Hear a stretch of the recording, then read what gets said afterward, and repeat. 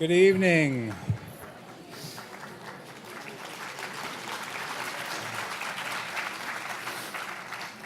I'm not Tim Gunn. I'm David Ferriero, the Archivist of the United States. Welcome to the William G. McGowan Theater at the National Archives here in Washington, D.C.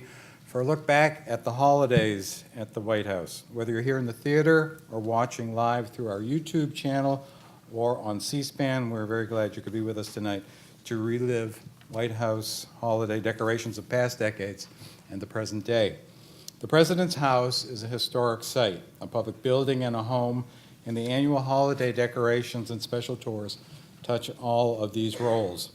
We've got an impressive roster of guests who will share their insights and expertise, starting with our moderator, Tim Gunn, along with Lyndon Johnson Robb, daughter of President Lyndon Johnson, Genevieve Gorder, host of HGTV's White House Christmas, former White House Chief Usher Gary Walters, and Colleen Christian Burke, author of Christmas with the First Ladies. I also want to extend our thanks to our partner for tonight's program, the White House Historical Association, and its president, Stuart McLaurin, who you will hear from soon.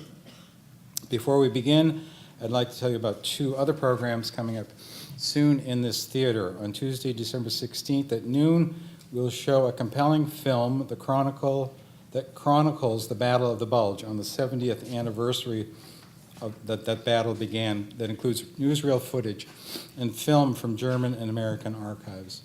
And next month, on Wednesday, January 14th at 7 p.m., we'll present Moana with Sound, documentary film pioneer Robert Flaherty's first released the silent film in 1926. His daughter returned to Samoa in 1975 to create a soundtrack for her parents' film. Curator Bruce Posner, who has recently digitally restored the film, will introduce the screening, which is presented in partnership with the National Gallery of Art. To learn more about these and all of our programs, consult our calendar of monthly calendar of events. There are copies in the lobby as well as a sign-up sheet where you can receive it physically or virtually, and you'll also find brochures about other National Archives programs and activities. And another way to get more involved in the National Archives is to become a member of the Foundation for the National Archives. The Foundation supports all of our education and outreach activities, and there are applications for membership in the lobby. Just over 2 months ago, we were delighted to have Tim Gunn here to moderate a discussion of First Lady's fashions. Those of you who know of Tim Gunn only through Project Runway may have wondered why he is our host tonight. Lyndon Johnson Robb, of course, lived through several White House Christmases during her father's years as president. Former Chief Usher Gary Walters saw more than 30 holiday seasons at the White House. But what is Tim Gunn's connection to Christmas at the White House? I'm going to let Tim tell you that story during the program. The photos and even the tree decorations are preserved in our presidential libraries, which span the administrations of Herbert Hoover through George W. Bush. As a special treat tonight, we have a selection of ornaments from the LBJ Library in Austin, Texas, on the stage with us. And at the conclusion of the program, I invite you to come up on the stage and take a look at these real live White House ornaments. The National Archives shares this interest in White House Christmases with our partner for tonight's program, the White House Historical Association. As you get us started, please welcome Stuart McLaurin, President of the Association.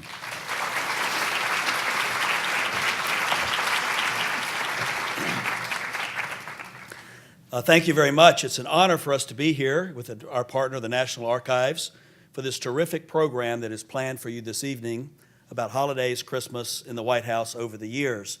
We partner with these programs with the National Archives from time to time, and I've had the privilege and pleasure of working with the archivist in various episodes of our friendship and work over the years, going back almost 20 years, and it's wonderful to have this opportunity to continue this in this format. The White House Historical Association is a nonprofit, nonpartisan organization that was founded by Mrs. Kennedy in 1961. And our mission is very simple. It's to be the private partner to the public White House to provide the financial resources to make possible the preservation, the restoration, the conservation of the staterooms of the White House, those rooms that are open to the public, and also to provide funds for the acquisition of furnishings and fine and decorative arts for the permanent White House collection. And we do that, we're privileged to do that as the private partner to the White House. And over the past 53 years, we've had the opportunity to contribute over $42 million to that work. We're privately funded and we're nonpartisan, and we raise that money principally by our famous little White House Christmas ornament. And we're very happy that our friends at the archives are making these available through your wonderful shop here. Get them quickly, because this year we're going to sell out before Christmas. We've done these for 33 years. They're made by this wonderful American company in Rhode Island, and this is the ornament that honors President Harding. We honor presidents in sequence, so we're in our trifecta of interesting presidents. We have Harding, Coolidge, and Hoover. But I promise you that next year's ornament is going to be the most exciting ornament yet. The National Archives is a wonderful organization, and they are truly the source for, or a great source for American history, not only in the nation's capital, but as the archivist mentioned, in this wonderful network of presidential libraries from coast to coast. And we also have the opportunity to partner with many of them and work closely with them. As our panelists come out tonight, I'd like to just reiterate who is going to be with us. We have Tim Gunn, who's been a good friend of the archives and a good friend to the White House Historical Association. And he is a native Washingtonian, and he has also had his own personal experience in decorating the White House that he'll tell us about. Linda Johnson Robb is the daughter of President and Mrs. Johnson, and Mrs. Johnson was actually in herself an extraordinary contributor to the preservation and restoration of the White House following Mrs. Kennedy. And Mrs. Johnson is due a great deal of credit and respect for her contributions to the White House as First Lady. And I'm interested to hear about the wedding of the Robbs. We have Senator Robb with us here tonight, and it took place in the Christmas season a few years ago. Gary Walters is a great American public servant. Gary served in the White House for 37 years and was the chief usher. And for those of you who don't know, the chief usher in the White House is sort of like the orchestra conductor that makes everything happen and makes everything harmonious, or tries to, that happens in the White House. And Gary, in full disclosure, is a member of the White House Historical Association Board of Directors, but he's a great man and has wonderful insights into the operations of the White House, as well as this behind-the-scenes Wizard of Oz look as to what goes on behind the scenes when Christmas is prepared for. Genevieve Gorder, as you know, has been the host since 2009, when HGTV took over again the broadcast of the White House Christmas special, and has had up-close personal views of the White House in its decorations for Christmas these past 5 years, and particularly this season. And that program, I believe, airs on HGTV on December the 14th. I was at the White House today, and this year's decorations are absolutely extraordinary. And finally, Colleen Christian Burke, who is the author of Christmas with the First Ladies and has participated in decorating the White House herself. So we have a wonderful panel, and they can make their way out. And as they do so, on behalf of the National Archives and the White House Historical Association, we would like to wish each and every one of you a safe, happy, and healthy holiday season, and all the best in 2015. Thank you very much. You're off. You're off. Thank you.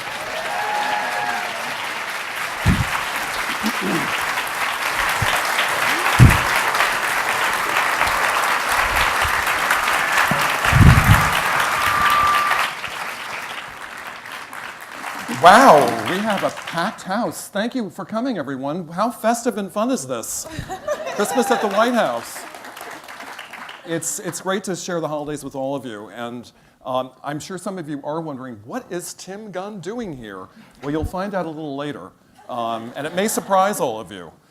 We have a lot of visual information for you. We have a lot of historical information for you. We have a preview of things to come, and it's going to be a very exciting night.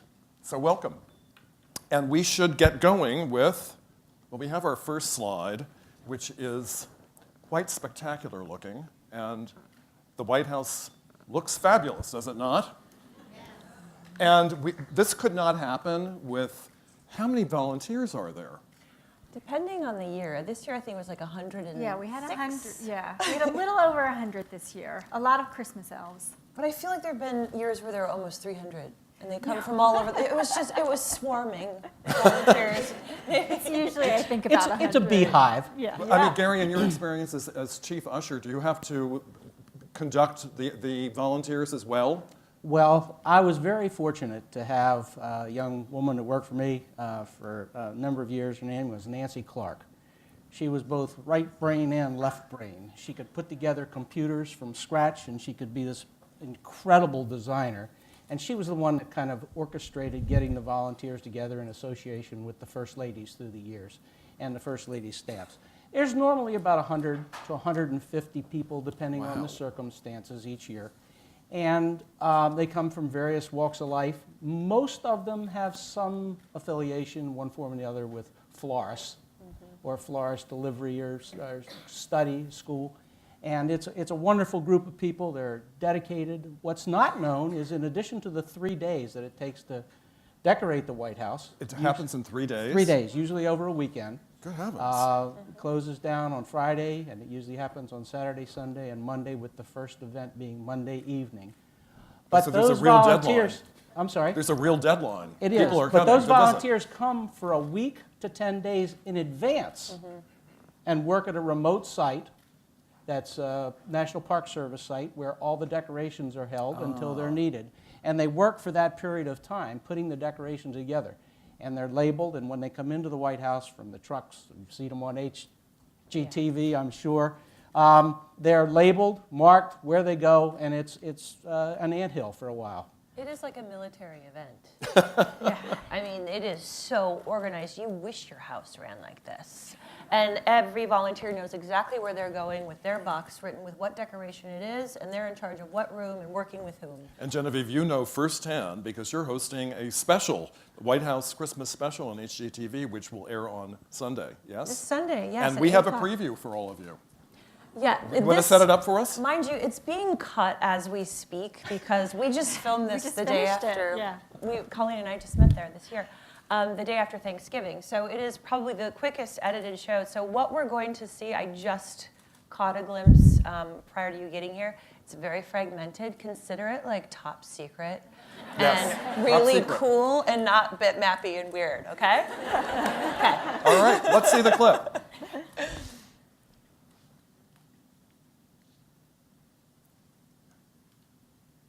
We promise there's a clip.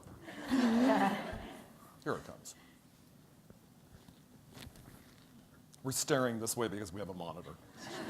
That's a Thank you theatrical for saying pause. that. I didn't realize that we were all looking at it. It's very, very top secret. Yeah.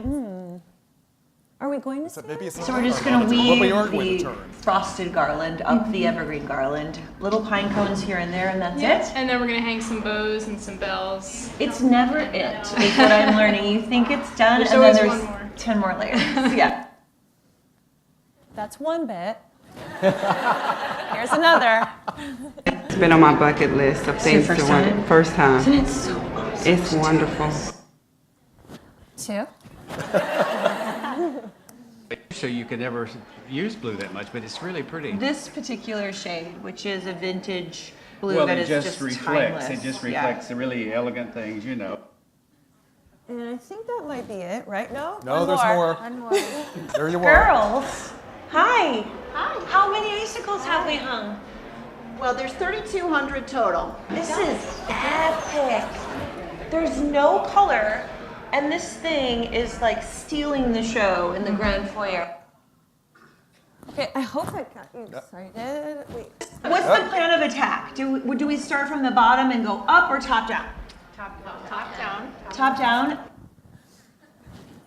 Still being is cut. the overall plan in a nutshell. Berries. It is all about berries in the green room. Love how That was- serious All it right. is. I promise the show actually connects together. I don't know how we got that feed, but just consider it cool. All right. So the show's about the process. It really is. Primarily. I think most of the country is unaware that this is something that they can volunteer to do.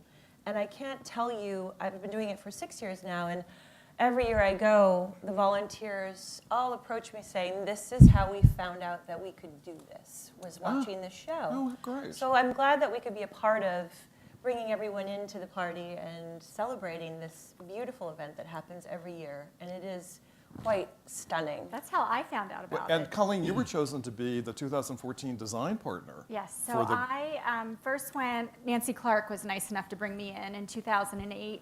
And then I kind of got hooked on the First Ladies. I wanted to know what all their styles were.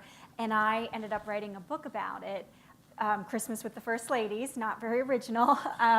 It's to the point. To the point. I just want you guys to know what it was about. And the amazing thing was that Mrs. Obama invited me back, and then this year they asked me to be the design partner. So And what it does was that, really what does that thrilling. involve? It sounds I like a got to heavy keep- responsibility. Yeah, it was. I got to keep the secret longer.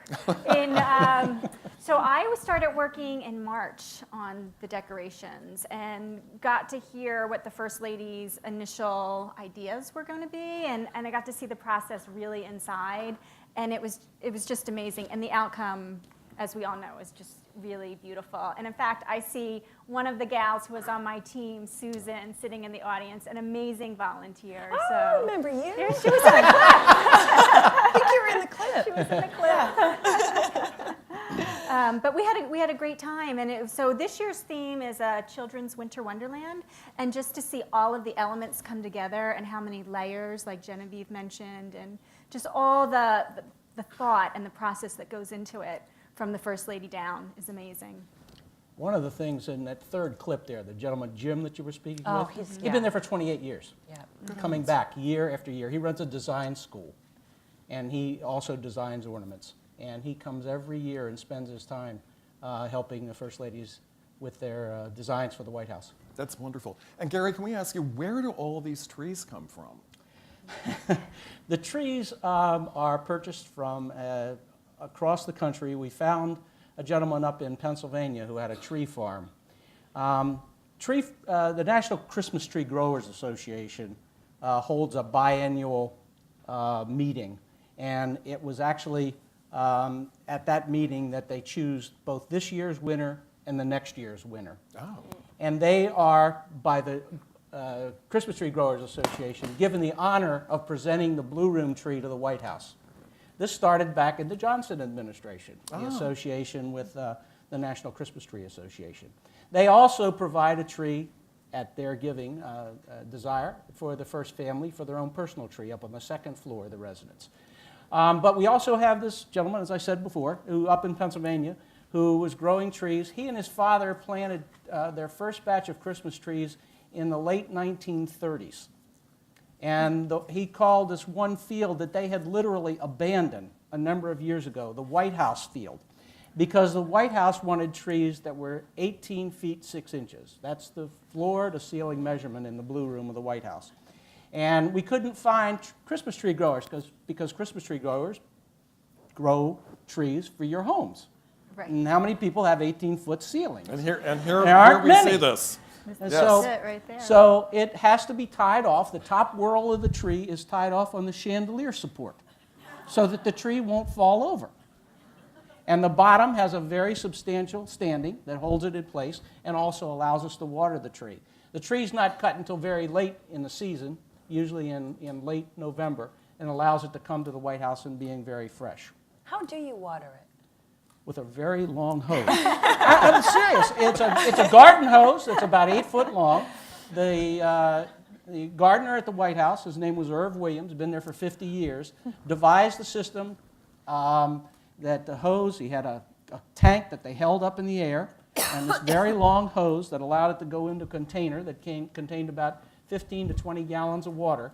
And Irv's mantra as far as preserving the Christmas tree was don't put any additives in the water, a little Clorox Yes. to keep the germs down, and extremely hot water Oh.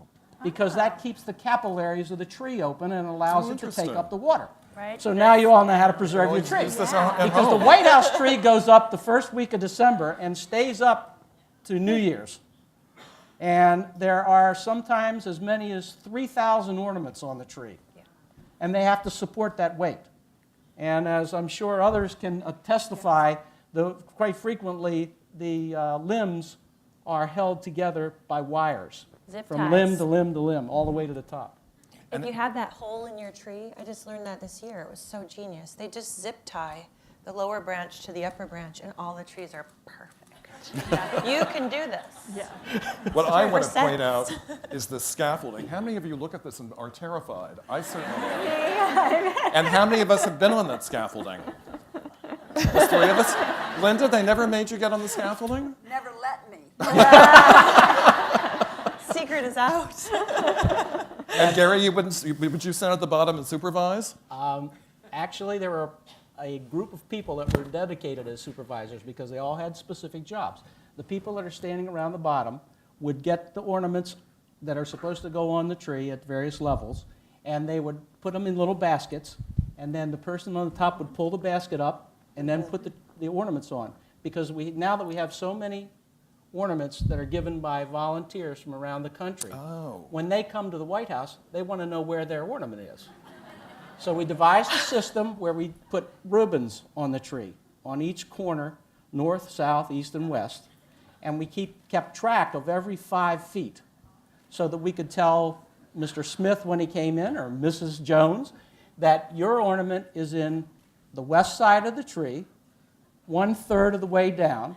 It's up to you to find exactly where it is, but at least we give you a general area. But that degree of detail is remarkable. I mean, really remarkable. Well, let's go back. This is way 1896 and 1902. We're looking at the Grover Cleveland Christmas tree in the yellow oval room, which is, Linda, that's the second floor? Yes. Second floor. So not on the main level. It's right above the blue room. And here we see Teddy Roosevelt's son, Archie. He actually smuggled a small tree into the White House and hid it in a closet in the upstairs sewing room. I don't know, why did he have to smuggle it in? Because his father was a staunch conservative. In that time, they did not grow trees as a crop.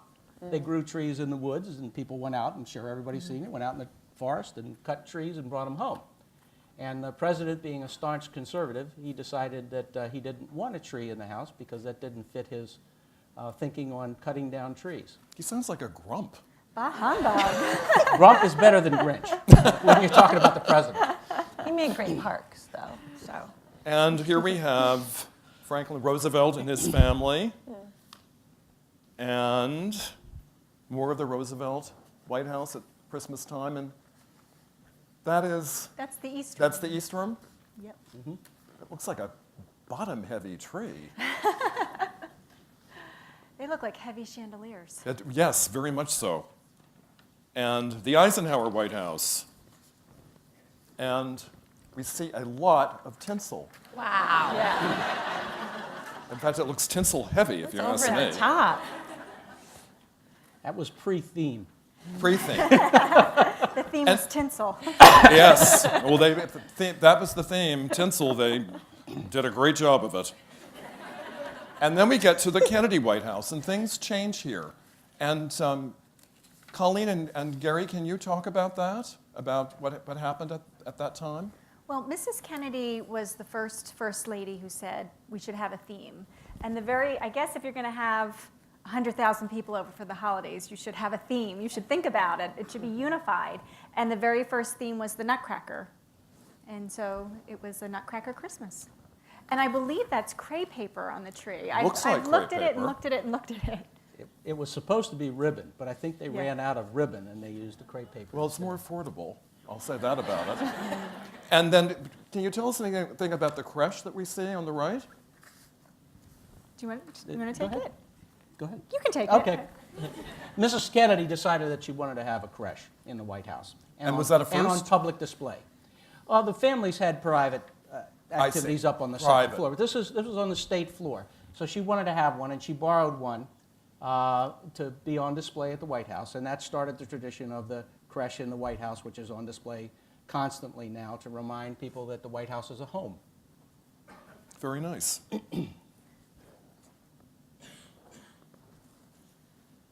And more of the Nutcracker ornaments.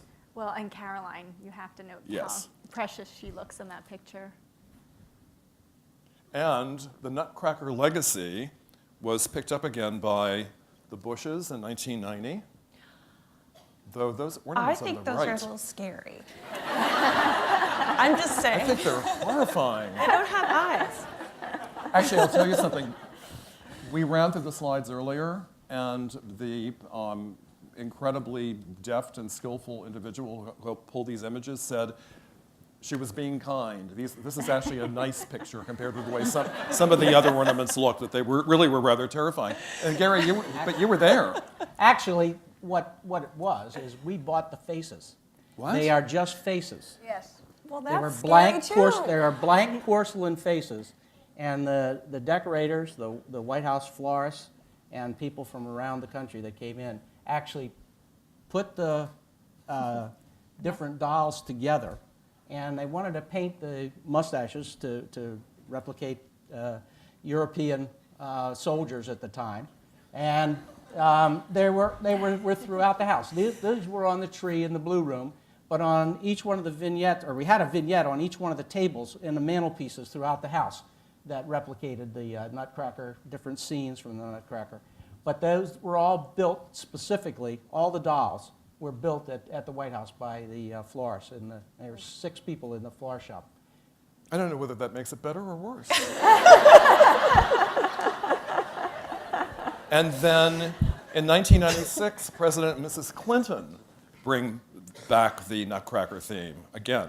And the amazing thing there was Chelsea was dancing in the Nutcracker Oh. the year that they chose that as a theme. Well, this looks more cheerful, I'm happy to say. Evolved. And now, Linda, this is your territory. Here we are. Oh, absolutely. Well, first you have to recognize that we didn't decorate the house until December 22nd, because, of course, for a month you mourn the president. And so all over the White House we had all this black crepe, crepe over the mirrors, crepe over everything. And so then on December 22nd, which happens to be my mother's birthday, they tore off the crepe and started putting everything together. And for our years, my father was very fiscally conservative.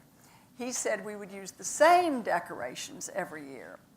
And so they were like your home might be. They were old-time things that everybody could have, popcorn and cranberries. After the first year, we learned that cranberries should not be on a living tree.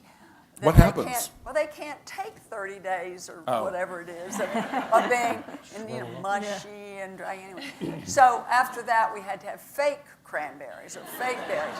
But we had popcorn on string, and that's, well, I have to turn around here and look at We're this. wondering who strung all of that. Did you participate, Linda? No, I did not participate.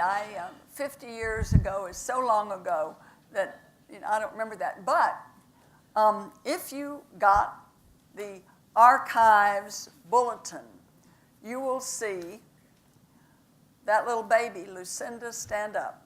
There she is. Lucinda was almost 2 months old when this, Oh, when actually, this we picture was have, taken. I'm going to fast forward. We have Oh, you haven't Lucinda. another time? Let's fast forward. Oh, well. No, you can. Well, Here we go. Oh, there. Well, there We'll she embarrass you more. But you can see the little more. This one has her Lucinda's first cousin, Lucy's son, and then one of my first cousin's children who came to be with us. But we really didn't spend every Christmas at the White House. The only Christmas we really spent there was our last Christmas. Now, every year we would have two particular special parties. One of them was for the embassy children, and they would come in costume, or I shouldn't say costume, come in what they wore in their country, and for us it would look like costumes. And then we would have a party for, I don't know if they were orphan children, but they were particular home, and the children would come, and we would set up little bitty tables, and they would all have a Christmas soda or whatever. So that was very special, and that's what the second picture is there. And I'm actually in the picture with Daddy, but you can't see me because I'm only half of me. I'm wearing that pink outfit. But you can see the children loving the tree, and that was very special. And you had cookies that were within reach. We had, yes, these were all ornaments. Well, these are the ornaments, some of the ornaments over here.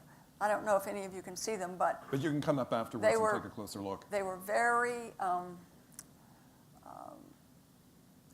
simple, and they were ones that we could have on our tree, and that was our theme: is to everybody's Christmas. And well, I'm going to read you a little piece that in December 22nd of '68, my father wrote this note to my mother. To Claudia Alta Taylor Johnson, that was her whole name. My dearest, upon your return to the White House, arrangements will be made to pay for the Christmas tree decorations, so you will own them and enjoy them again in the years ahead. And then he goes on to say, here is another birthday present I've been told you would enjoy, with all my love. And Daddy, his next to last year, now can we go back to the wedding? This is the most important Actually, part. that's forward. Forward, okay. We'll get to it in just a minute. Here we are. Chuck and I were married. Chuck, stand up, please.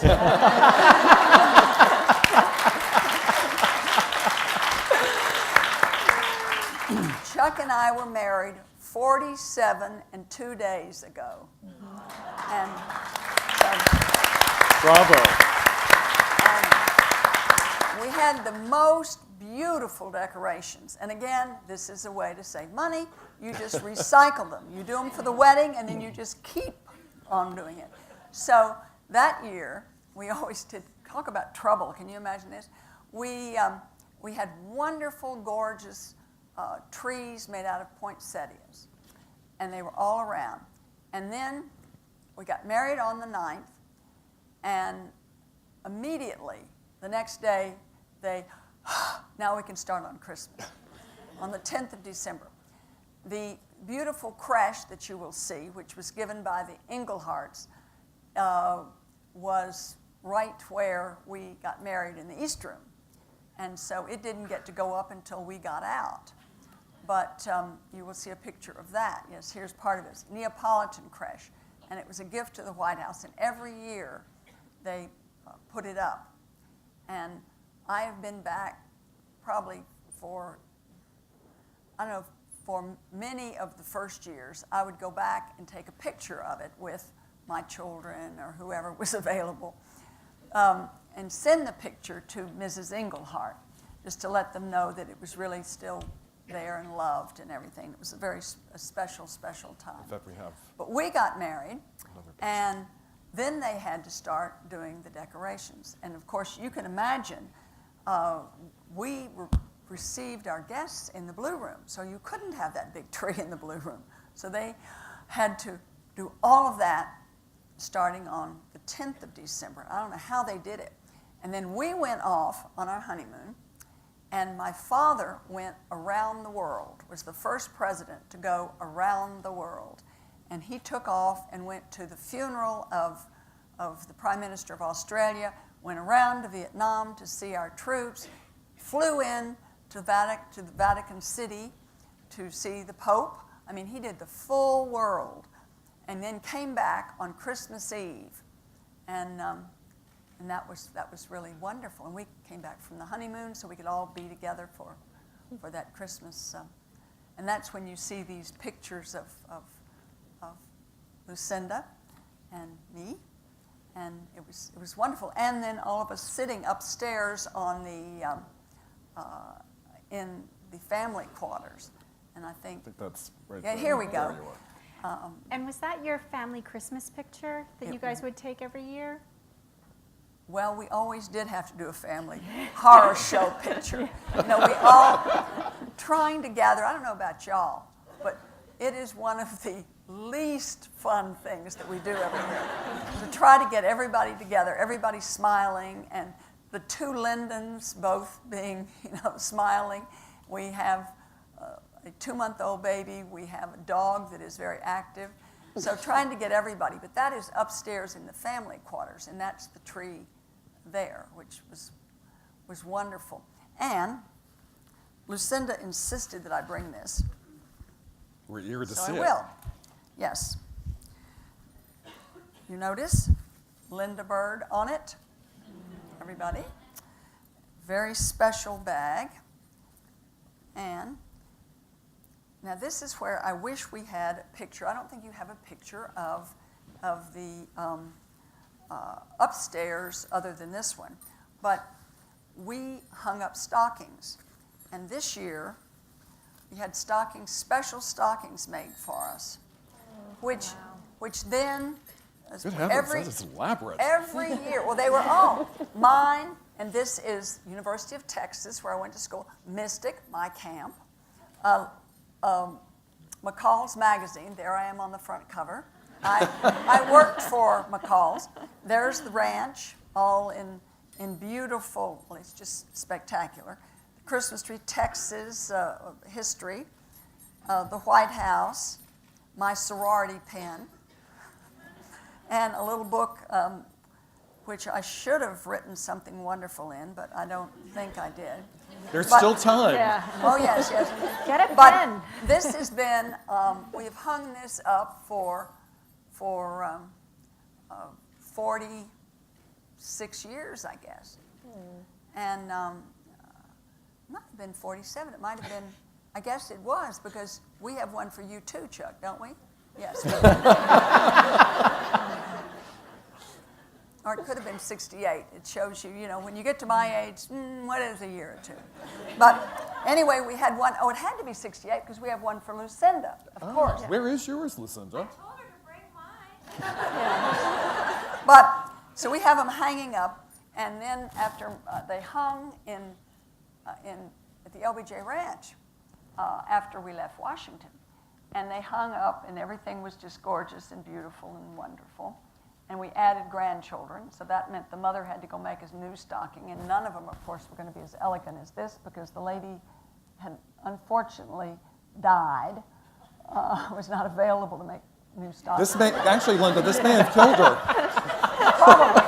Well, I wouldn't want to tell you everything. On Chuck's, he has a marine, a beautiful, wonderful marine, all in jewels and sequins and stuff.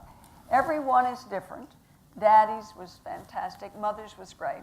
And then when Mother died, we couldn't go back to the ranch and hang our stockings up anymore. Each family decided to take their stockings back. So I hung these up a week ago or so and just took it off the mantelpiece to bring it here tonight because Lucinda told me to do it. Talk about something special. Genevieve, does the craftsperson in you approve? I'm just taken away with this. This is so beautiful. It's not too much. This could be Just sold enough. at Anthropology in 2 seconds. Well, actually, it's pretty. Ours. This was the fanciest thing we did. Our tree is homespun, and the only thing is we did put every year we would put fresh cookies on it. And the little children would come, and we would know that it was appreciated because we would see little bite holes out of it. We had to make sure that we put the cookies, the real cookies, down toward the bottom. We didn't want any child to break their tooth on them. And even with these, we have the problem of we put candy in them, and you have to really hope that the chocolate is not still there next year. And actually, to underscore what you were saying about recycling, here it looks. You may think at first glance this is the same tree. They're two different trees, different years. Yes. And you see that even today, I think especially with the Obama administration, everything is repurposed and reused. You'll see some sparkle on an ornament that was a different color last year, which is nice because Yes. there is so many ornaments. It's nice that they keep reusing it. Well, when I talk about my experience, it was a different time. Oh, Linda, we all want to know, what is that under the tree? Yes. What do you, do you want any speculation out here? It looks like one of those Afghan dogs. I can tell. That is You know? Yeah. What? what? They were white painted twigs. Oh. It is Thank you, Gary. I thought it was. Well, the Gary, It was meant to replicate snow under the tree. I see. If I could add just one Yes, quick no, we thing. want you to. About when it was the Senator and Mrs. Rob's, I think it was the 30th or the 31st wedding anniversary, I received a call from Mrs. Rob, and she said, do you think it would be possible for Chuck and I to come down to the White House? I know it's awfully busy at Christmas time, but it is our anniversary. As it turned out, on that specific date, the events for that evening were over at 7 o'clock. Oh. And I knew that everybody would be gone at about 8 or 8:30. So I made arrangements for the Senator and Mrs. Rob to come to the White House, unbeknownst to anybody other than the Secret Service. And the butlers and I placed a bottle of champagne in the East Room for them so that they could have a little bit of lovely. private time in the room where they were married. And it was, I think it was a very moving occasion. And it also points out what the White House really is. It's a home. And people flow through, but they're always have a tie to the White House, and we try and represent that. And it's something that we feel very strongly about. The White House is the president's home. Well, that's lovely. it Thank was a you. wonderful thing, and we were so, it made us feel so good. And we're still together, 47 years.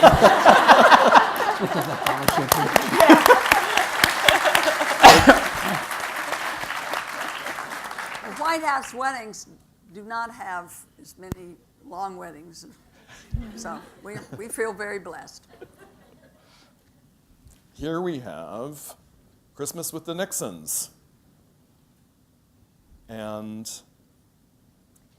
I What wanted would you to like to point say, out, Colin? well, this ornament that Mrs. Nixon is holding, these are referred to as the state flower balls, and you can see more of them on this other picture. And these were ornaments that one was made for each state, and they were made by handicapped individuals, and they were kind of a combination of felt and some artificial flowers. And these ornaments were actually left behind. Mrs. Nixon left her ornaments behind, whereas most first ladies make arrangements, like your mom and dad did, take them for their presidential libraries. So I had heard that these were around, and I wanted to see them when I was researching my book, and no one could tell me exactly where they were. And we were working in the warehouse, and as you mentioned, there's a lot of boxes. And we came across a box that was unceremoniously marked Pat's Balls. And that's the raunchy part of the segment. And there they were inside. And they've actually been used. They've been used by Mrs. Reagan, Mrs. Obama. They've been brought out. I mean, they are, they've moved into the category of a national treasure now because of their age and what they represent. So that's my story. it's quite a story. And this is more from the Nixons. Yes, these are more of them. 1969. And she loved this gold garland. Where is that tree? That was in the Grand Foyer that year, right? So there have been years where it's been in the Grand Foyer. I see. So it's not always in Grand the Lobby. Blue Room. Recently, I think, for the last many years, it's been in the Blue Room. But there was a point where I think the So that's last been- time that it was the principal tree was in the Kennedy administration. Every year since then, it's been the principal tree with the theme on it has been in the Blue Room. Although there are many years where there are trees all over.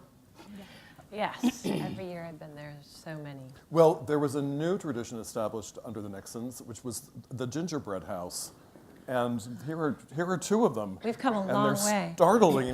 startlingly different. Well, I can give you a little bit of background We'd on love this. to hear it. The traditional gingerbread house is German, and that was because Hans Raffert, who was an American citizen but was born in Germany and received his training there, came to the White House in the Johnson administration. Yes. And when Mrs. Nixon came in, he went to her one day and said, the White House ought to have a tradition from around the world, and I'd like to create a gingerbread house. So he was the chef. He was the chef. He was a chef in the White House. Not the pastry chef, but a chef in the White House. But that's a traditional German gingerbread house. And through the years, it has morphed Considerably. considerably. And a pastry chef, when Roland Mesnier came to the White House, he said, the pastry chef will create the gingerbread house. So this is 2009. Yeah, it has electricity now, and water, and mechanized ice skaters this year. It's incredibly It ambitious. is full on. Remarkable. Yeah. They work from from architectural plans to get everything correct, the measurements, the I can proportions and everything. see why. And each year the chefs try and update it. There's about 400 pounds of gingerbread and icing in those. They now are that's on a base there that's on a table in the state dining room. And to carry it in, it takes 8 people. And it has to be taken from the pastry shop, which is a temporary facility that's created in the ground floor of the executive residence, actually where the china is kept. And they put it together down there because they need a big area. And then it's very ceremoniously taken out the south portico doors where you see the president go in and out for the helicopter, loaded on a truck and driven at 2 miles an hour from the south grounds to the north portico, where it's taken off the truck and ceremoniously carried in and placed on the state dining room table. The end table, I should say, and it stays there through the entire Christmas season, and at the end of the Christmas season, it's taken out and thrown in the dumpster. Well, Has it ever probably a broken? Unfortunately, it's been there for 30 days. Yeah. Do you want to eat gingerbread that's been there for 30 days? You don't want to eat it anyway. But has it ever broken in the transfer? I know this is like one of my favorite parts of the show every year is watching this I'm not happen. aware of it.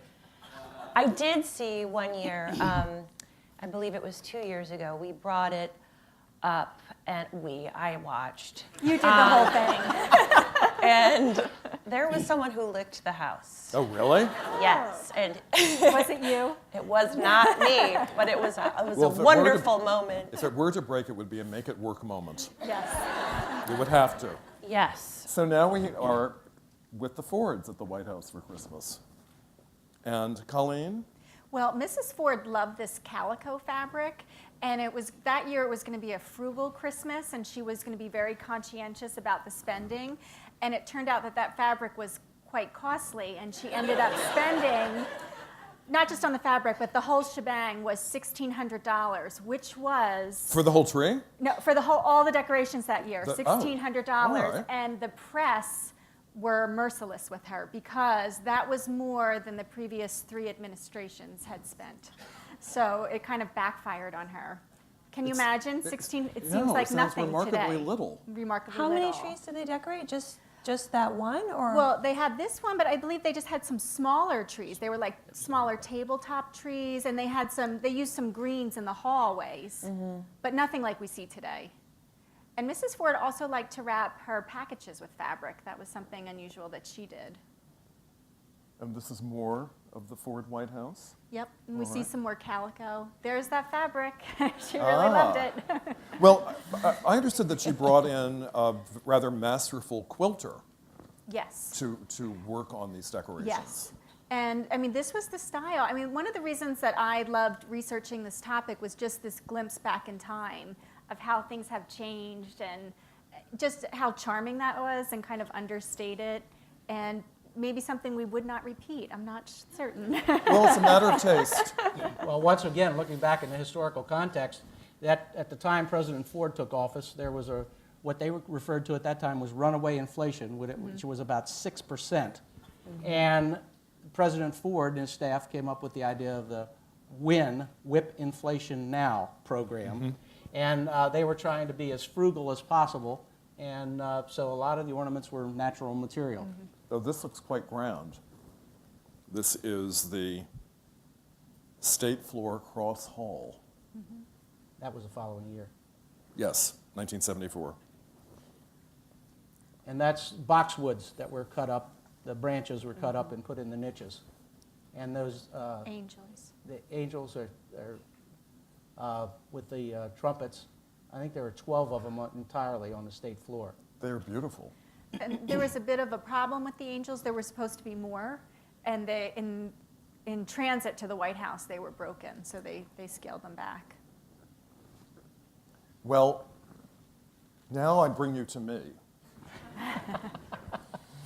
This is 1979, and I was teaching at the Corcoran School of Art, now the Corcoran College of Art and Design, actually now part of George Washington University.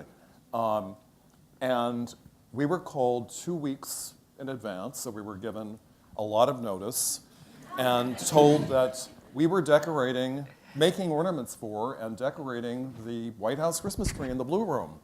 And we were all hugely excited. In fact, the woman standing next to Mrs. Carter was my boss, Rona Slade. She was chair of the Fine Arts Department. She was there making certain everything was all right.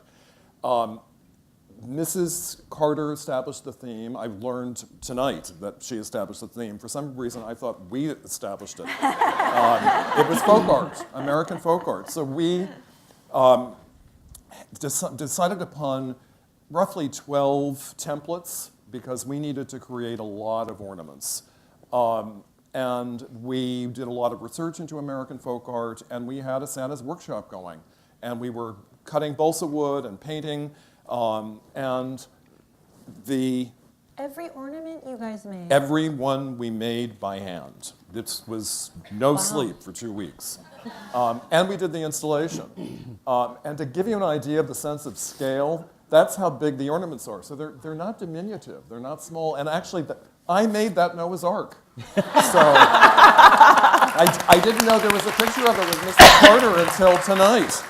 And I made that White House, which is, I only made two ornaments, and it's roughly the same size as the Noah's Ark. So you can see how small these look on the tree. In fact, they're big because it's, as we know, it's a huge tree. But I have to tell you what happened. We arrived, we actually had 5 days, which I now know is a luxury. We're up on the teetering scaffolding, and because we made these ornaments to look antique, they were all subdued hues and they were distressed. Once they got on the tree, they disappeared. It was like a weird camouflage. It was horrifying. And we found out about it, of course, the very first day of the installation. And I had been at Sears, which I don't know whether it's still on Wisconsin Avenue anymore, but it was then. I had been there buying sandpaper and dozens of tools for the students because we had a lot of work to do. And once we were at the White House doing this installation, I remembered passing a display of red lacquered styrofoam apples. You can see one on the tree. That's actually 2 inches in diameter. And I thought, our savior, I'm going to run to Sears and buy as many of these apples as I possibly can. So I ran up there. They were in boxes of a dozen, and I said, I need 100. And the salesperson said, do you need 100 of these apples? I said, no, I need 100 boxes of a dozen. So I returned with 1,200 of these apples, and the tree came to life. It really did, thankfully. Also, the students who were majoring in ceramics made the packages, the presents that you see in the plexiglass boxes, everything's clay. Everything's fired clay. It was ambitious. But we didn't care about those clay packages. We cared about what was happening on this tree.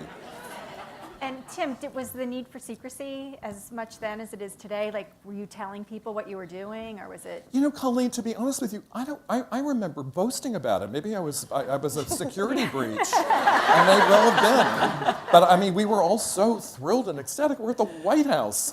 Linda, we were eating in the commissary in the basement every day for lunch. It was thrilling. Well, I noticed here they're described as colonial. Oh, So, really? decorations made in the colonial style by contemporary artisans. There you go. Well, they were Enlisting contemporary a design artisans. team of 10 fine art students from the Corcoran School of Art Well, and Design to make over 500 ornaments in mixed media. one of those students was our own panel moderator. Watch it. I had graduated by then. I was then teaching. But I will tell you, initially it was 10 people. Once we saw how daunting the size of this tree was, I went running back to the school and I said, anyone standing, we need your help. And we really got going. But it was a huge amount of fun. I'll confirm with my notes I have here that I made. It was the American folk art on a Douglas fir tree that came from West Virginia. Ah. Though I will tell you one other brief anecdote. We were also thrilled to have our photographs taken with Mrs. Carter, and something happened that would never happen today. When we followed up to ask, where are the photographs? It was after about a month. We were told there was no film in the camera. Really? And that story has been corroborated by the National Archives. There was no film in the camera. So maybe, actually, Colleen and Gary, I want to ask you this too. When we took the tree down, when we took the ornaments out, we took them all back. So was that unusual? No, at that time it wasn't. Okay. Because they were a donation from the Corcoran Yes. School. They went back to the Yes. Corcoran School with the understanding that they wouldn't be sold. They were not sold. I know. Yeah. And that was how they got back. That we didn't At least breach. as far as we can tell, it didn't happen. No.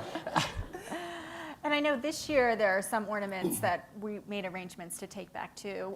One of the ornaments that we have in the East Room this year is we took books that were going to be thrown away and we have them open on the tree with paper pop-up art coming out of it. Oh. And we just knew they would be crushed in transit, so going back to the warehouse. So we made arrangements that we're going to take those and return them to the artist who worked on them. So case by case, it's Yeah, I think so. In thoughtfully more considered. recent years, all the ornaments have become property of the White House because the government paid for them. Oh, I see. And they become property of the White House and remain such until the National Archives, the wonderful people here at the National Archives, take possession of them.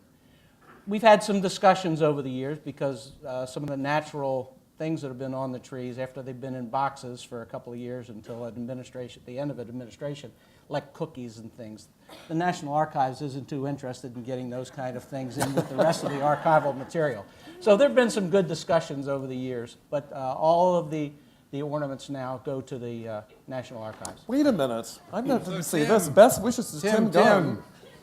Is this a surprise? Mrs. Carter was very disappointed she wasn't able to join us tonight. She has fond memories of her time with you. I'm going to burst into tears.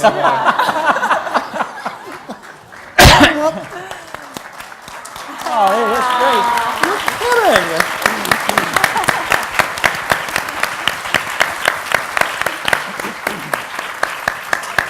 You're welcome. I'm verklempt. This is the loveliest thing ever. And thank you for solving the problem. We have been tearing the place apart looking for the ornaments. That is so lovely. Thank you. I don't know what to do with it now. I'm putting it next to Linda's stocking. Right, next to my stocking. Hey. Well, what an incredible surprise. How did you sneak that in? I went through the slides earlier. Huh? 2 sets of slides. You all are sneaky.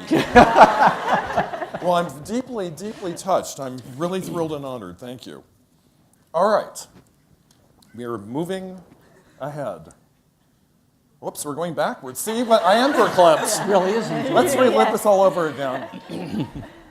Now, I have a question. Who was holding Mrs. Reagan's legs in this photograph? Oh, scary!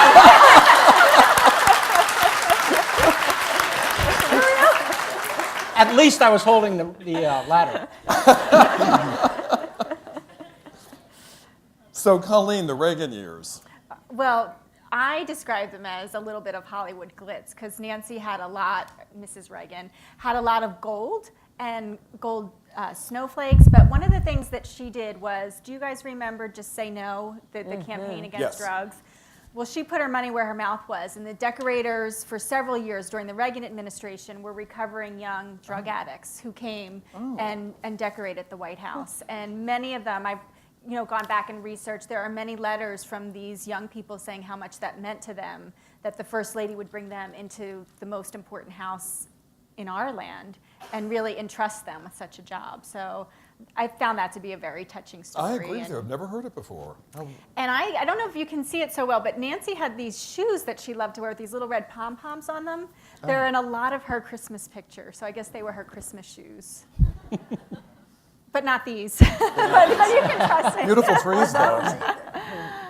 And then Mrs. Reagan was also known for bringing a little bit of celebrity to the White House. There were Secret Santas, and some of them were well known from Hollywood. We might see one. Well, that fellow there is her husband. That was supposedly a surprise. But there's one. There's one. This should have been leaked years ago. That's a classic photograph. Yeah. This was actually done at the press preview. And Mr. T of the multi-gold necklaces came down the grand staircase, and she had this set up in front of the press. So it did see the light of day early on. I love that he's giving out his dolls to the children. I mean, if this were today, I would say this didn't happen. It was photoshopped. But we But weren't it as happened. sophisticated then. It really happened. Remarkable. I would have failed this multiple choice test or true or false test. And now we are to... Well, this, if I can, back up just a second. Oh, yes, of course. The idea of those trees, you can go to the trees there. The idea of those trees started in the third year of the Reagan administration. The trees with the snow. The flocked tree. Oh. That it There. was, yeah, On the right. it was an idea. The designer that was Mrs. Reagan's designer was named Ted Graber from California. And the second year of the administration, we flocked the trees with baby's breath put in amongst the branches of the trees. And Mrs. Reagan said, let's do lots of trees, lots of trees. So we had 27 trees. 27? Yeah. One in each corner of the East Room, one on either side of the crèche, in the cross hall, in the grand foyer. And then Nancy Clark, the chief floral designer, went to New York on a shopping spree to try and get some decorations, and red apples, I think, was on her list. And she ran across a place called Studio 56 in New York. And they had a product that was called Real Fake Snow. And what it was white paraffin that had been run through a machine, and it was very filmy and thin. And we got this product, and we tried it on a very small tabletop tree, and I think we did it in the summer. It was kind of crazy. But we did it in the summer. And Ted Graber, we were putting little handfuls on the tree. And he said, no, that's not the way snow falls. And he walked over and grabbed the box of snow and turned it upside down on the tree. And that's the way it looked like it was natural. So what we did was we put the scaffoldings up, and we'd go to the top of the tree and take boxes of this real fake snow and just literally throw it up in the air and let it fall down on the tree. And it gave this wonderful look, as you can see. It does, But in yes. the grand foyer, when the tourists came up from the ground floor and came up the stairs to the state floor, and they made a left-hand turn and went into the grand foyer, these trees, multiple stacks of trees, and you could visibly see them shiver as they walked in, because it seemed like it was so cold, because they looked real. And the kids used to, at the parties, the kids used to love to run and slide up under the trees, and like they were in the snowdrifts. Did this become a tradition? Well, different first ladies have used it, and the next slide that you went to with the bushes, Oh, yes. Mrs. Bush said, I've gone through 6 years of snow at the White House, and I don't want it to stop. Oh. She said it's a wonderful tradition that Nancy started, and that's why the snow, and you can see here in the foyer on the right-hand side as you are looking at it, how it looks like it's been in a snowstorm. It's very beautiful. So here we are with the bushes. What are we looking at on the right? Well, Mrs. Bush favored literacy, so they actually hung books on the trees. They were some of the ornaments, and they were part of the tabletop decor as well. I mean, you're always looking for big things to put on. I mean, you were looking for apples, but other people are looking for big stuff to put on the tree to take up a lot of space, and books serve that purpose. And these, I think, were all literary characters one year. Yes. This was another year, and I don't know how many of you are familiar with Annabelle dolls. They're collectibles out of Pennsylvania. We went, once again, Nancy Clark went up and met with the people at Annabelle Doll Company, and we bought the basic structures of these ornaments and animals, and then they brought them back and hand painted them in the florist shop and created all the animals' cape and clothing for the dolls, and that went on the trees and also on the mantels throughout the house. Well, they're much merrier and much more cheerful than those nutcracker They became better faces. artists. Yes. Oh. Good. We have more needlepoint. Really, yeah. This one blows me away. Well, I think this was the year of the needlepoint, where all the blue room ornaments were done by needlepoint. Which is And sounds like also- some sort of torture treatment. Exactly. If And you ask me. also they did a whole needlepoint village, like a train village under one of the trees. And I interviewed one of the people who worked on these, and she said, we were panic-stricken that we weren't going to get these finished because they were so time-intensive just and gonna they needed say. so many of them. May I ask you a question about the needlepoint? Why? Well, you know, Mrs. Barbara Bush loved to needlepoint. It was one of her pastimes, I Well, believe, and she let wanted her. to share. Well, I'll let you take that up with her. You will get a very ardent person. She did her needlepoint, and when she picked it up, when the president was the ambassador to China. She needed an activity while she was flying back and forth to China. Well, And she took picked a up good one. needlepoint, and it actually, when she started doing the needlepoint, her church got together and did a needlepoint creche that they presented to she and the president when they were at the vice president's residence. So they'd have a creche in their home at the vice president's residence. And when she came to the White House, she brought that, and she decided that why not do a needlepoint, because there's the Needlepoint Guild all over the country. And that was a continuation of an effort that's going on today, and that's an outreach across the country to use different groups. And I've gotten in more trouble than I can tell you when a new First Lady comes into the White House, and after trying to go through the campaign, go through the thank yous parties after the inaugural, and then the chief usher comes up to the First Lady 2 weeks later and says, okay, we need to start thinking about Christmas. And all the First Ladies have said, I haven't even picked a staff yet. And he's asking me to think about Christmas. But she picked that up very quickly as to do something. How many of these needlepoint ornaments were there?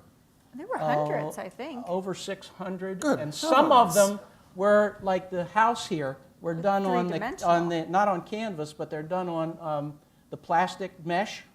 And that's how they got the houses to stand together. In fact, my daughter ended up doing Millie's doghouse, which ended up as part of the decorations.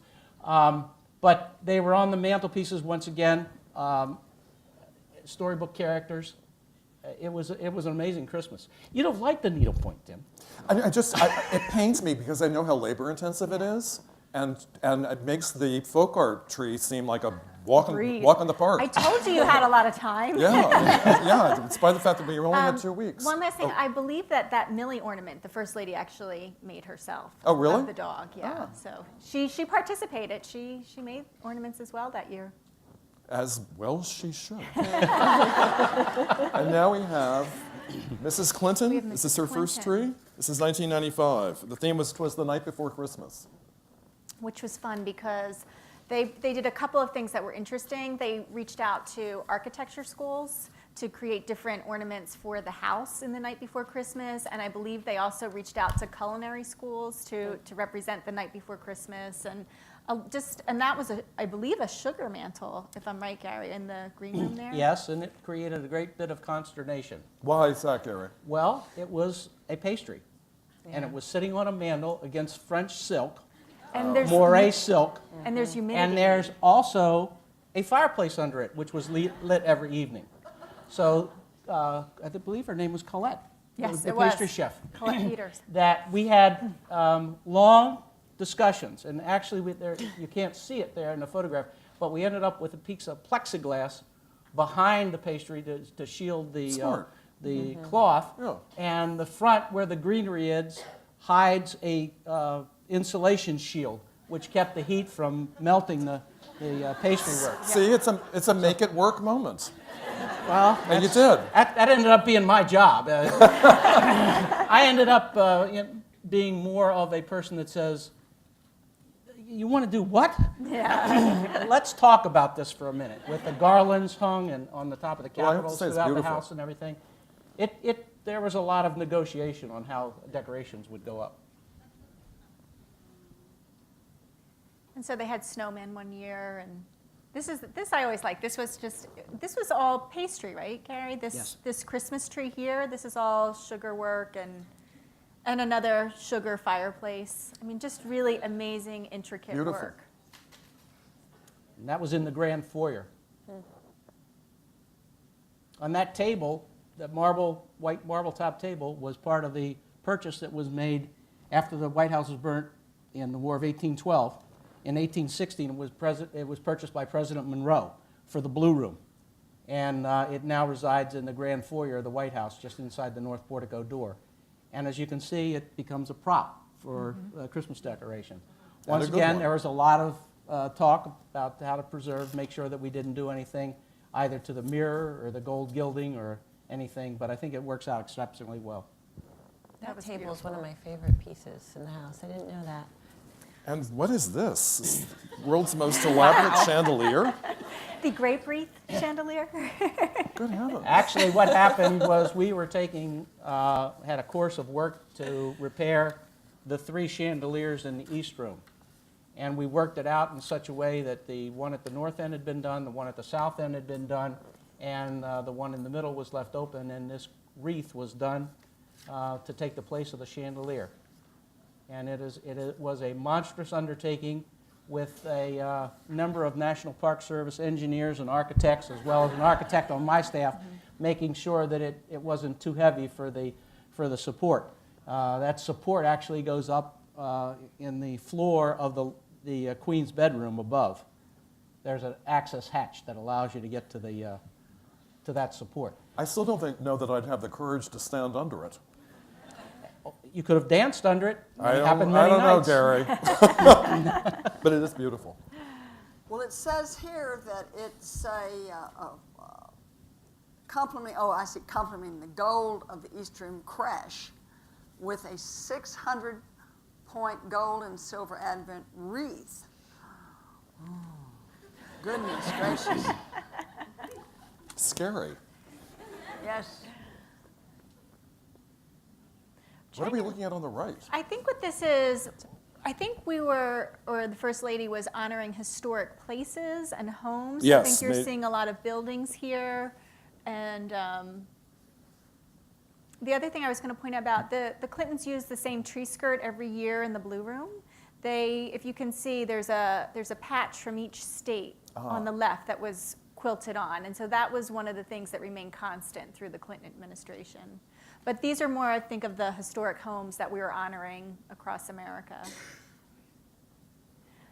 So I have a little bit of a funny story. Over the Sure. summer, we were looking at photos, how we were thinking about the decorations for this year, and I said, I've seen this photo from the Clinton administration. There's a beautiful wreath, and we started looking into if it was available to use again. And I had the pictures on our kitchen table, and my son said, oh, you're putting up an O for Obama? And I quick called and said, we might want to rethink the O. But the other thing was we found out that it had been repurposed as a Halloween wreath at some point. So it no longer existed for us anyway. But I just thought, through the eyes of kids, I thought that was pretty funny. And the next Bush White House. Yeah. Yes, we get it.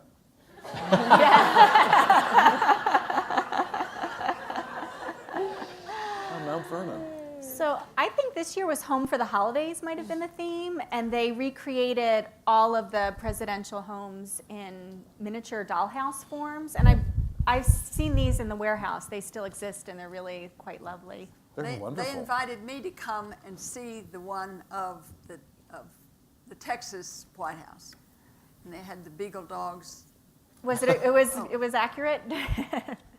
Well, no, wait a minute, Lucida, that's. Well, the That's Beagle it. dogs are not there, and we never decorated like that.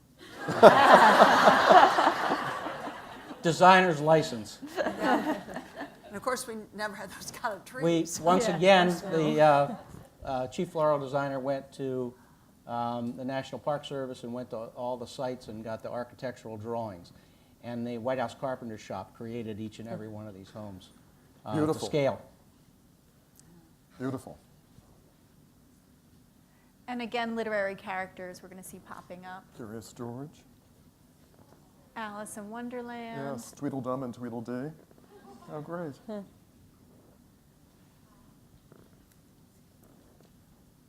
So this year, well, that was their last Christmas was a patriotic Christmas, and this was the year that Nancy Clark was nice enough to bring me in.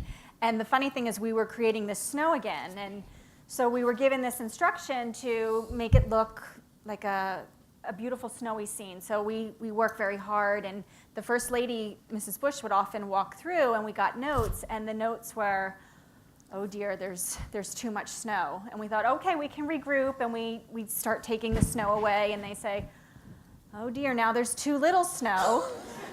So we go through this process a couple times, and then we say, can we have a little bit more feedback? And Nancy Clark says, envision that there's been a fresh snowfall, and then it's 3 days later, and the snow has melted and reset. And I said, all right, I'm from Jersey, and you do not want snow the third day after it's on the ground. No, you want a That fresh was the only time I snowfall. spoke up. The rest of the time I behaved, but we finally got it right. But the point was that the First Lady really had a vision, and she knew what it was. And we were really there just to make it happen, to make it work for her. And when we finally got the finished product, it really was beautiful, and it was worth all the give and take. Was cleanup just the worst with that stuff? Well, that was just the cotton bunding that you would buy at like AC. I mean, I don't know where they bought it, but What about the The real but fake the snow? real The real fake fake stuff, snow. I don't think we're What allowed we to did use was that anymore. we just took the trees down, let it fall on the floor wherever it was, and I went out and had carpenters buy plastic snow shovels. And that's how we got it up off the marble floors. That's smart. And now we're to the present day, the Obama White House. One of the things that Mrs. Obama always does is the first holiday activity of the season is with children of military personnel who are serving an active service, and in that way she honors them. And I think this year they were making some type of, I'm sure, low-cal, low-sugar treat. And I'm sure tasty also. Yes. And that's the state dining room. These were, that Hawaii ball that you saw, they were supposedly underneath is a very unattractive gold plastic ball that was recycled, and they decoupaged over them.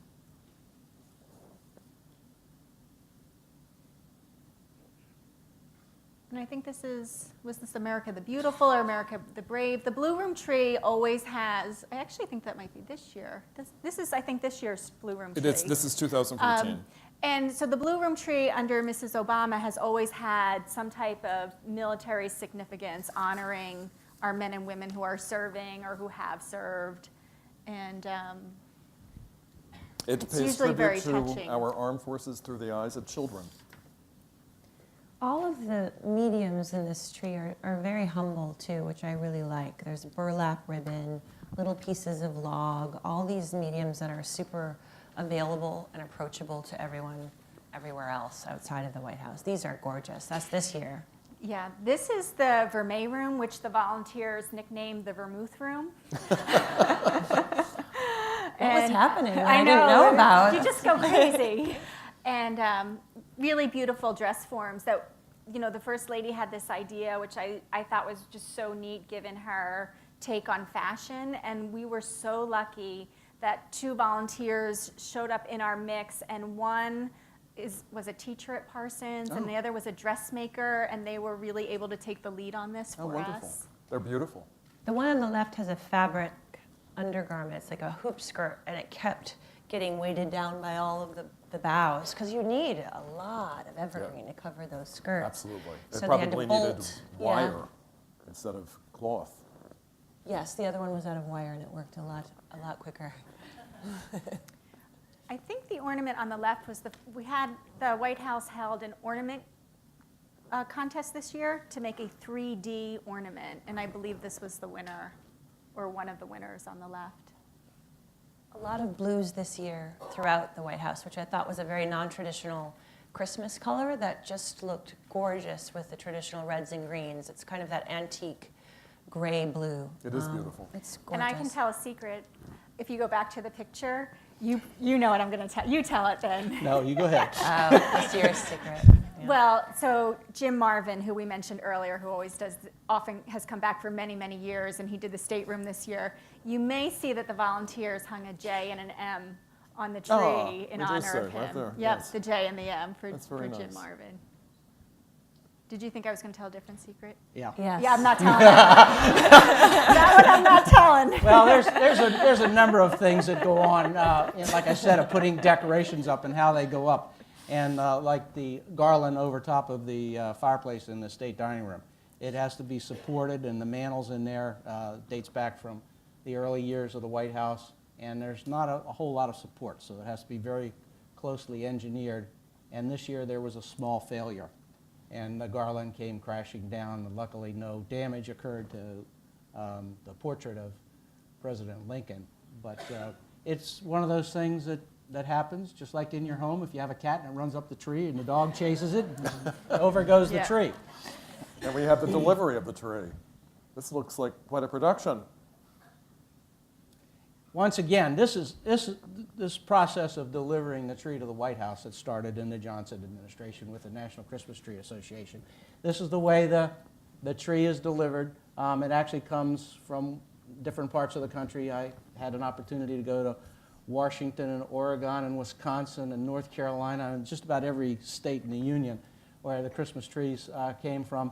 And they get transported sometimes by National Guard, sometimes they come by private truck. It's all done, a donation from the Christmas Tree Growers Association. And when it gets to the Pennsylvania Avenue gate, it's offloaded from the trucks and placed on this wagon, and then the horse-drawn carriage brings it up to the North Portico.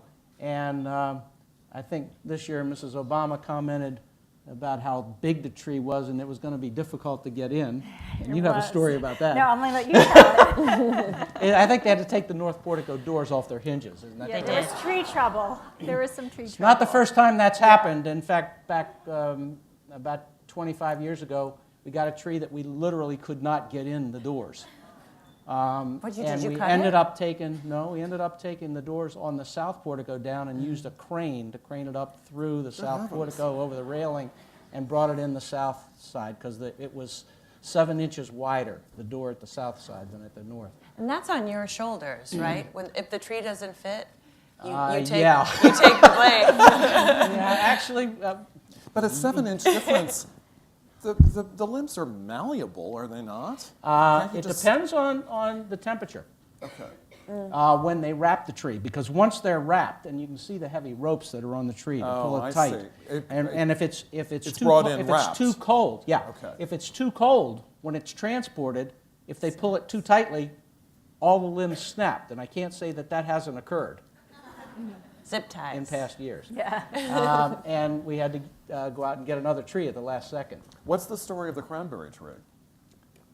Well, I think Mrs. Ford started the cranberry tree, and it's a colonial decoration, colonial topiary, and for many, many years it was done just like this, and two little old ladies would painstakingly dip their pin in Elmer's glue and then put it onto the what it takes. styrofoam form. And I believe the story is they always made two. One would stay in refrigeration and one would be out, and then halfway through the season they'd swap them. And then Mrs. Obama has reinterpreted this. Her first year in office, there was a cranberry mantle instead think of we this have a tree. picture. I love Yeah, that. this was the reinterpretation. It's beautiful. And they've done a couple of different things. So the cranberry tree has transformed. And you She's can pink- hot glue them. Pink I've done it. peppercorns one year too. Yeah. It was really beautiful. For years, Nancy Clark and I had a running argument about that cranberry tree. She wanted to do away with it because it took 2 volunteers over 2 days, 10 hours a day. to make those cranberry trees. Each one was done individually, and about a third of the cranberries that they used didn't hold up when they were trying to put them in. And I said it was a tradition that I personally liked. and therefore we would continue it. And so it wasn't until after I left that Nancy finally found another way to purchase cranberries. And we have the White House Historical Association ornaments.